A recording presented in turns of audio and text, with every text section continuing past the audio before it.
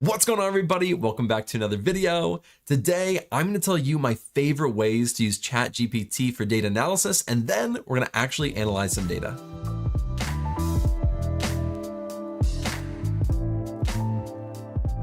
Now, ChatGPT has taken the world by storm. It is pretty stinking impressive. I've been using it myself, and I've been pretty blown away with some of the results. If you have not tried it yet, I highly recommend trying it yourself. What we're going to be doing today is I'm going to walk you through 4 of the top things that I've been using ChatGPT for actual data analysis. And then we're going to take a small data set and we're just going to ask it some questions and we're going to prompt it to do a few things and see how it responds. I'm going to tell you right at the beginning, it's pretty incredible. And this is just ChatGPT 3.5. In future variations, in future iterations, when they make improvements, I probably will be making more videos on a lot of the new functionalities and the enhanced abilities that ChatGPT has. So let's take a look at my favorite ways that I've been using ChatGPT as a data analyst. All right, so I've got my computer in front of me. If you have not seen this before, if you don't know what this is the interface for using ChatGPT. So on this left-hand side, we have these discussions, and these are previous ones that I've been doing, just testing things out. I've gotten rid of a lot of them because I've done this a lot. And this is the actual interface. Now, this is what it shows when it's just prompting you, hey, here's some ideas that you can do. And then down here is where you're going to actually write what you're doing. So we're going to be feeding ChatGPT something called a prompt, basically telling it or asking it to do something. So one of the first use cases for ChatGPT is that it can explain code really well. So I'm going to ask it to explain some Python code and we'll see what it says. So let's go ahead and say, explain this Python code. I'm going to come right up here. This is just my Jupyter notebooks. I'm literally just going to take this. This is from a project that I created, just a unit of measurement converter. And I haven't given it any information besides that. It's literally just the code. And it's going to have to take the string and the code that I've actually written and try to explain it to me. So all we're going to do is we're going to click enter. And right now I'm working with the completely free version. So everything that's about to generate is based off the free version. I'm not paying for any of this. I don't really believe in paying, but let's actually take a look at what it's explaining. So I'm not going to read all of it, but it says this code is a simple unit converter, converting between inches, feet, and yards. It says the user is prompted to enter the unit of measurement to convert, and the code converts the user's input. It says the code uses lower function to convert the user's input to lowercase, so the inputs are case insensitive. And that's 100% right. If we go back to the code, it's literally asking the user to input some unit of measurement, what they want it to convert it to, and then this logic just converts it for it. It's fairly simple. It may be a lot of code if you don't know Python, but it's actually fairly simple. And ChatGPT does an extraordinary job just explaining it really in layman terms. Now, I've been using ChatGPT to explain code to me because some people are sending me code and I just don't fully understand it 100%. I'm like, okay, I get the gist of it. But when I ask it to explain it, sometimes it'll go in even more detail. And it's really, really useful, especially if you're first starting out and you're not fully understanding some code or a script that you're getting or trying to write. Now that's just Python code. You could use it for SQL or for R, for any other programming language, or even something like a Excel function. It really could be whatever you want explained. You just put it in here and it'll explain it to you. Now, the next thing that I can do is actually generate code. So I'm going to ask it to generate some Python code as well as some SQL code, and we'll see what it gives us. I'm going to come right down here to the prompt and I'm going to say, write a Python script to scrape data from Twitter without my IP address being blocked. And let's see what it comes up with. So the generating code is actually really amazing because oftentimes it'll give you somewhat boilerplate options or boilerplate responses, but it also gives some context here because what it's explaining right now is that you really shouldn't do that, or, here's some reasons why you may not want to do this. And now it's going to actually generate the text. Now it even has up here a copy code. So you can just come in here, copy this code, and you're good to go. Right here, you can see your consumer key, your consumer secret. This is using the Twitter API. So it's saying you need to use the Twitter API, but I could say not using the Twitter API, and it would generate an entire other response without using the Twitter API. So it's pretty incredible. And it's still going. This is a lot of information. And if you don't use any APIs, if you're not used to using things like that, or if you don't know Python at all, this is fairly straightforward. It's fairly simple. This isn't, I'm going to scroll up real quickly. This isn't anything like super advanced. This is something that I could probably Google and get pretty quickly, but it's generating it based off of my request that I don't want my IP address to be blocked. So it's giving me some options to actually do that, which I think is just fantastic. It's really, really impressive. And it even explains it at the bottom, how it helps you avoid this IP address being blocked from Twitter. So again, just pretty impressive stuff, but let's go ahead and try it with SQL code. So we're going to come down here and say, write a MySQL stored procedure that automatically imports data from a CSV at a specific path. And let's see how we write this. Now, I've worked a lot with this stuff, with data collection, importing data automatically. When a CSV gets dropped into a file, you want to automatically take that data into the database. Super, super common. So let's see how it writes this. Now, I just got a network error. Basically, ChatGPT is overwhelmed and it couldn't finish my response. This is happening a lot with ChatGPT. I just want to kind of explain this. They now have a paid version that you can pay for. It's like 20 bucks a month, or the more advanced version, which is $42 a month. This won't happen if you pay for it. But if you don't, which most people don't want to do, you're going to encounter these types of errors. So what I'm just going to do is I'm going to refresh. It even says we're experiencing exceptionally high demand. That's completely true. But I don't want to pay for it. So I'm going to show you, and hopefully it'll generate the entire thing without me having to pay for this, because I really don't want to. Well, let's see what it's writing. So it's creating the stored procedure, and it's using this import CSV, and it's giving our file path and telling it to put it in this table right here. And so it's literally looking for a CSV, and then it's going to actually write the code to load that CSV. So that's what it's doing right here. And you could use this. You know, you have to have certain settings in MySQL. Don't just copy this and paste it. You have to input some information. You have to have certain settings set up in MySQL as well. But then it just kind of explains it a little bit for you. It's pretty great. I've used some variation of this, and each time I run this, it gives me a different version. Sometimes it's more dynamic. Sometimes it's more hard-coded.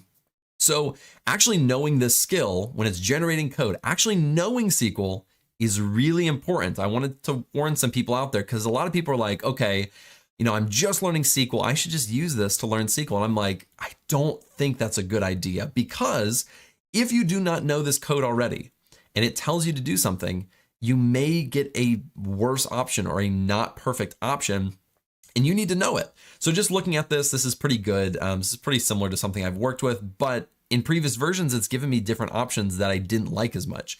So be careful with this one when it's actually generating the code. Oftentimes you'll need to tweak it or change it. I have found that ChatGPT is pretty good, but sometimes it just gets things wrong, or it just gives me bad options. And I'm like, this is not good code, or it's not perfect code, and I have to tweak it quite a bit to get it to what I want it to do. Now, the next thing that I really like ChatGPT for is writing comments for my code.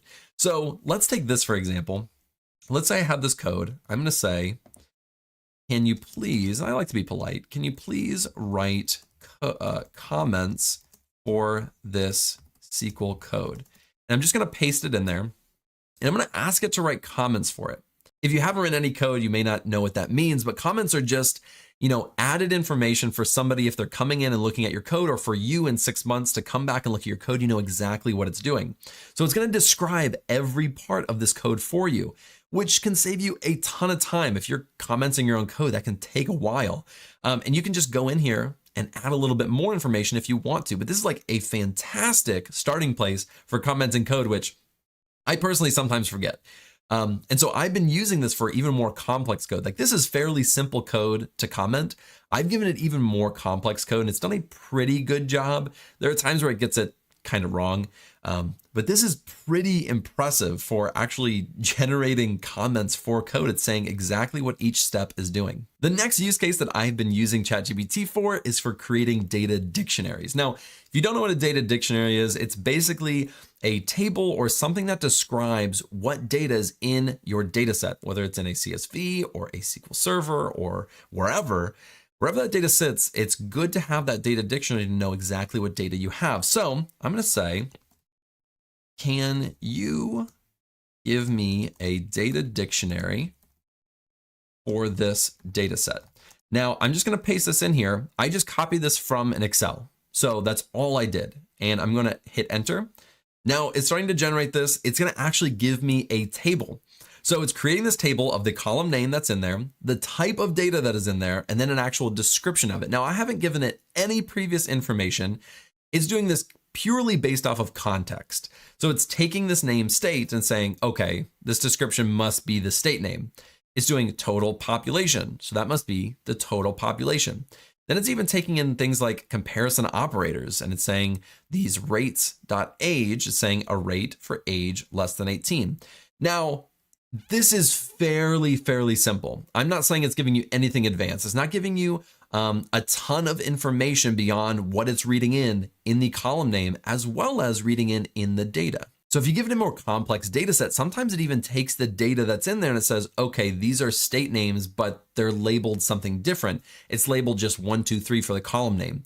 So then it will tell you this 1, 2, 3 column is state name. So it even takes that into consideration. It's pretty wild. I mean, it is really impressive. Now, again, I'm just giving you like 1 or 2 examples of each of these. Otherwise, this video would be like an hour long. But the next thing that I've been using ChatGPT for is optimizing my code. Now let's go right over here. This is an actual SQL query that I have written. I'm going to copy this. It's just doing what I would consider a fairly, let's take a look at it, a fairly simple window function as a subquery, and then it's using a case statement to kind of use that information. Let's see how it would optimize this code. Can you please optimize this MySQL code? And I'm going to give it the code. Now, what it's going to do is literally take it in and rewrite it to properly run it faster, to actually optimize that code. Now, if you don't know what query optimization is, it's basically where you're either changing a query or you're changing the database to run faster. So what it's actually doing here is creating an index. This is a way that you can optimize code, although for this code, that's not exactly what I was wanting. I wanted it to optimize the query and not create an index, which does speed it up. That is a fact, but I'm going to now say, I'm just going to say, can you optimize this in just the query itself? So it's going to remember the previous thing that I asked it to do. And now it's going to understand by context what I'm asking it, because I don't have to actually input my query again. It's going to know. Let's see exactly what happens. So I've tried this twice and it gave me different answers each time. Last time it gave me what I hope it's going to give me now. That time it gave me an index, which it didn't give me before. So it gives you different things. It's just really fascinating how this works. Now, what it's giving me right here is the actual output that I was hoping it'd give you. Although this is a learning opportunity, that's just how ChatGPT works. This right here is what I thought it would give you instead of the index. But what it did here is, instead of in this part of the code having this select everything, what it is now doing is just selecting the actual columns that we need. So now it's just selecting employee ID, department, and salary instead of all of the columns, as well as this window function right here. Now, it's going to even tell you why it does that or how it does that.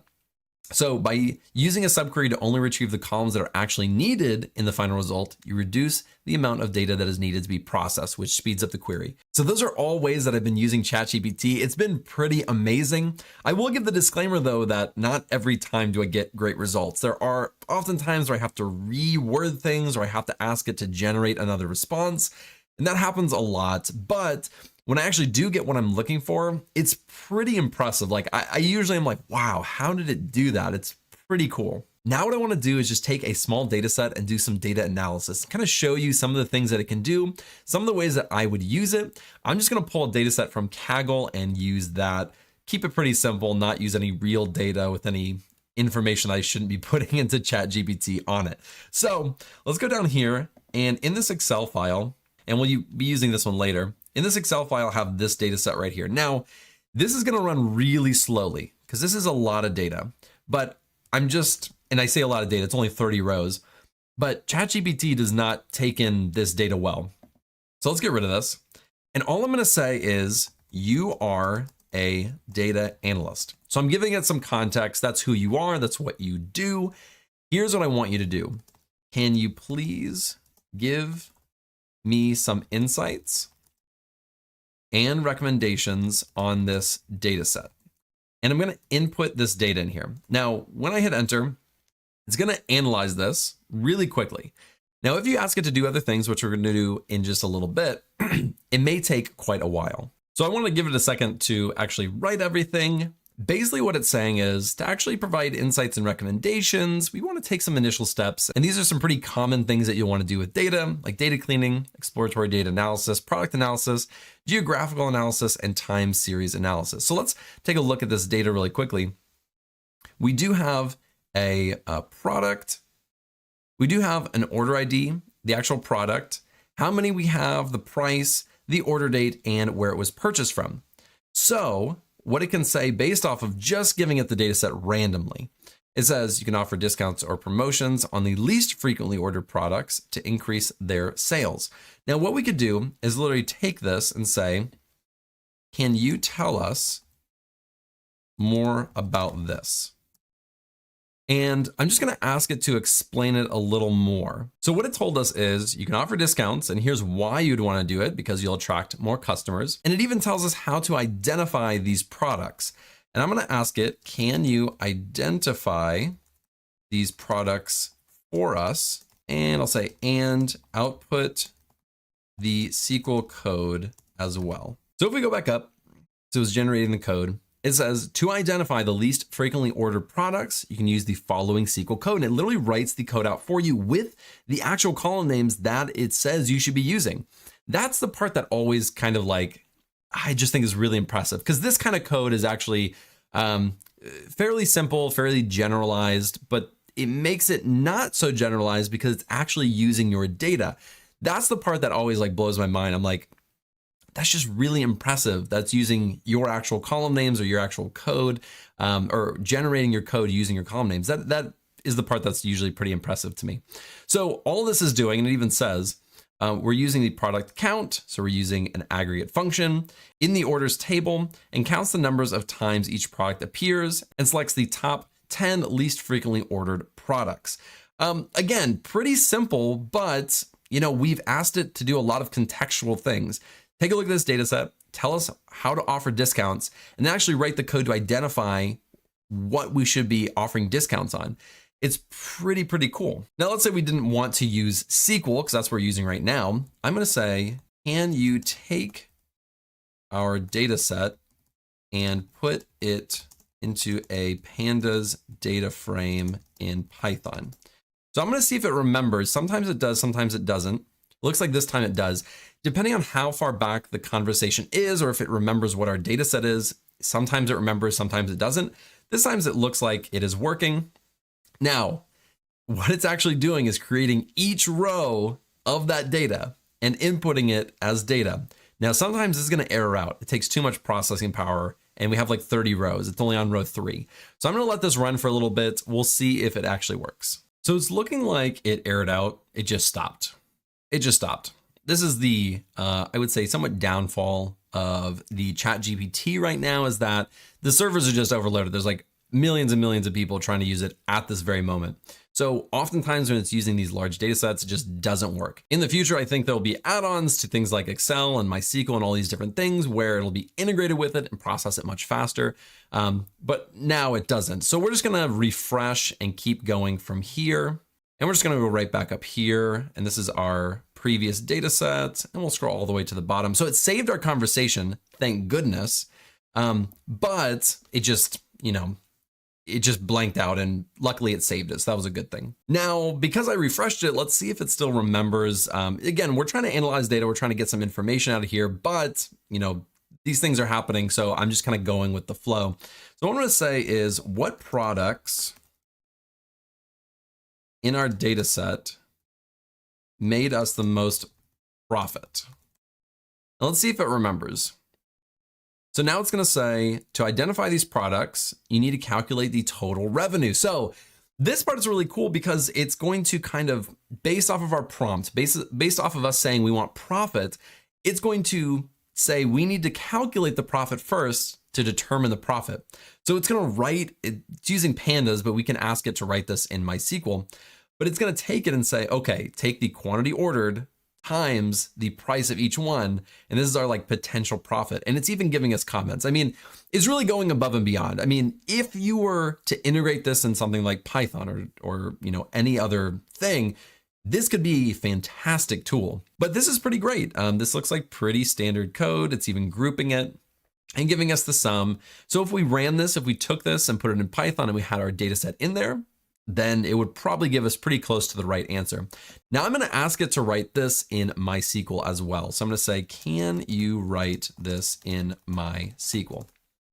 And there we go. So it wrote it in MySQL as well. And this looks pretty simple and very straightforward and looks correct to me. Now, one thing I want to say is we're analyzing this data. We're kind of prompting it. I'm just giving some examples, right? We're not going to do like a full analysis. I could do that in a whole nother video. But what we're doing is just I'm giving examples of how you can actually ask it to analyze this data for you. So what we're going to do next is we're going to ask it to categorize some information for us. So I'm going to say, can you categorize, I'm going to say the products that made us a lot of money versus a little bit of money in MySQL, and do MySQL. So we're asking it now to categorize this data for us. If it made us a lot of money, we're going to want it to say it made us a lot of money. If it's a little money, we want it to tell us it made us a little bit of money. Let's see how it does this. And again, this is all pretty, generalized questions, kind of open-ended questions. We're going to see how it actually interprets that open-ended question. And so it's literally writing a case statement saying if it's over 1,000, it's a lot of money. If it's less than 500, it's a little bit of money. So this is something that, it's really interesting. This is not something that I'd ever write in like a real SQL query because it's leaving that 500 to 1,000 somewhere in there. And it's saying it's somewhere in between.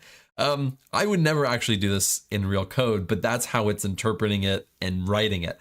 So this would be a mistake to me. This is just like a small thing that I would go back and change and, customize. But we could give it more specific prompts. We could say, if they made us a profit of more than $1,000, give it this. If it was less profit than this number, give it less. So we could even give it more specific and it would do it. Now, if you remember from our Excel right here, we have this column. And what we want to do is break it out by the street, the city, and the state, as well as zip code. So I'm going to ask it to do that because this is something that I've actually done a ton in SQL, Python, and any programming languages, breaking it out so you can group on it and clean up that data better because in its current state, it's not very usable. So I'm going to say, can you break out the last column into street, city, state, and zip code columns, and we'll say in MySQL. Now you can do the exact same thing for Python or whatever, but let's see how it writes this. Now I posted this on Instagram the other day, and before it was using substring index. Let's see if that's how it does it again. And it looks like it is. And this is almost exactly how I would write this. So this one really impressed me because I'm like writing this code to test this video or like make this video. This one really impressed me because, substring index, using substring and locates like this, it's not super straightforward. It's not super easy, but it does it. Just very, very impressive in my opinion. Very impressive how it's able to write this. And this code, if I'm just glancing at this code looks correct. Like I could run this and it would take that column, break it out into those 4 columns for us. Now, what we would want to do, because this is just in a select statement, but I could literally, and let's try it. I could literally just tell it, can you create new columns for each of those? So again, I'm being vague, each of those. I'm just trying to test it a little bit while we're in this video so you can see how impressive this is. So now it's going to create a new column, city, state, street, and zip code. And then it's going to tell us how we can do that. I don't know. It's just really, really cool. And now it's literally writing the code to use that substring index, which we generated up here, which looked correct. And now it's telling us in these, update statements, how to actually apply that to those columns that we created with this code. All you have to do is copy and paste this. Again, it's blowing me away a little bit. Every time I run it, it's just kind of like, how does that work? Like on the back end, what code are they writing or what code are they using to generate this? It's just really impressive. Now you can ask it to convert it to a different programming language or whatever you want, and it would do it. But what we're going to do now is do something a little bit different. I'm going to ask it, and I'm going to actually, I forgot to create this beforehand. I'm just going to say first underscore name. And what I'm going to do is I'm going to give it all types of different inputs. So I'm going to say Sam, and then I'm going to do Kelly, and then I'm going to do Josh 1, 2, 3. So I'm going to take this, I'm going to ask it to clean this data for us, just as like a small example.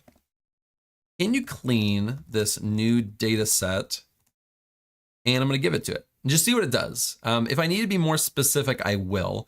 But let's see how it takes in that data and standardize it. It even says right here, we're going to use upper to standardize the text. And to remove numbers from the characters, you can use regex replace, which is 100% accurate. That's probably what I would do if I had a large data set with all data like this in there. I would be using those things to clean this up. So this code right here is going to take regex replace and replace all those numbers and just keep the letters basically is actually what that's doing. And that's going to put it all upper. So I don't want it in uppercase. I'm going to say I don't want it in uppercase. I want proper case. Could you please write that code as well? And I'm going to see what it does. I hope it makes it into more proper case because I don't like using it in uppercase. Just not always what I like visually seeing. But let's see what it does. So it's basically going to use init cap and make it a more proper case instead of doing it all in upper or lower or something like that. And now what I'm going to do is I'm going to say, can you put that cleaned data in a table for me? And it's going to actually generate this and create a table for you to copy and paste. And it's actually creating the table. That's not what I wanted. If I'm being honest, I wanted it to create just a list for me to copy and paste. So I'm going to say, while it's generating it, I'm going to say, can you put this in a list so I can copy and paste this into Excel? So let's see if it does better this time, because I didn't want it to create the table in SQL, but that's the context that I was understanding. And now it's doing it in Python. Again, not exactly what I wanted, but it's doing something, right? It's definitely working hard to try to understand what I'm trying to tell it. I just want it to literally give me like something I can copy and paste, and it's not doing that exactly. I could just take this if I wanted to and break it out, but it's not doing exactly what I wanted, although that happens with ChatGPT. The very last thing I'm going to do, and I'm just going to go back here, is I have the second data set, and it's a lot of data. So I'm just going to take like the first 2 columns. And what I'm going to do is just ask it to basically explain what this data set is. I'm just going to say, can you please explain what is in this data set? Now I'm being specifically vague for a reason, because you can be much more specific. You can say, explain to me what these columns are and how they correlate to each other. You can ask it to explain almost anything, but it's basically going to give us some context, some overview of what kind of data is in here, much like a data dictionary would. It's kind of doing the same thing. Now this is going to take a long time. So there's a lot of columns. There's like 30 or 40, but it's doing its thing. It's going to keep going until it explains all of them, unless it errors out because it's just the system's overwhelmed. But while this is running, these are some ways that you can actually analyze data. I'm just giving you a lot of examples because I want you to go and test this out. I don't know. There's no other word to use other than just, it's really impressive. I'll have an entire other video that I'm going to be making on this, which I'm basically going to be talking about how it'll help with data analysis, the data analyst job market, how it'll impact it in the future, and some predictions that I have about its capabilities and things like that. There's just a lot going on in this world. Google's about to come out. I'm just kind of giving some filler for my next video on this. But Google's coming out with its own version. I believe it's called Sparrow. It's using their Lambda model that they've built. And I'm super excited for that one. So I probably will do some comparisons between those as well. This type of technology is just, it's going to change things. I don't know how exactly. I have some predictions. I have some, information that I'll be providing. This is going to change things. This is just incredible. And it can analyze data like this on these small data sets. But when it's incorporated in things like Azure, like with Microsoft, which is, doing some big things, if it's incorporated with Azure and it can analyze these huge, massive data sets a lot faster, a lot of things could change. So in this video, I kind of showed you a lot of my favorite things that I've been using ChatGPT for. I've showed you some of the functionalities as well. And then we even analyzed some data, just kind of poking around and asking it questions and seeing how it interpreted those questions, as well as asking it to write it in Python and SQL. So, I just gave you a few different variations and flavors. It wasn't like a full analysis. This is just like an example. In another video, I might take an entire real data set and see if I can get ChatGPT to analyze it well. But not in this video. So I hope that this was helpful, and I hope that this was exciting for you. This stuff is super, super exciting to me. I find it just incredibly interesting, and I think it's just really impressive. So go try it out yourself. Go see if you like it. I will be making more videos on stuff like this because I personally think it's just incredible. So with that being said, thank you for watching this video. I hope you learned something. I hope this piqued your curiosity. Be sure to like and subscribe, and I'll see you in the next video.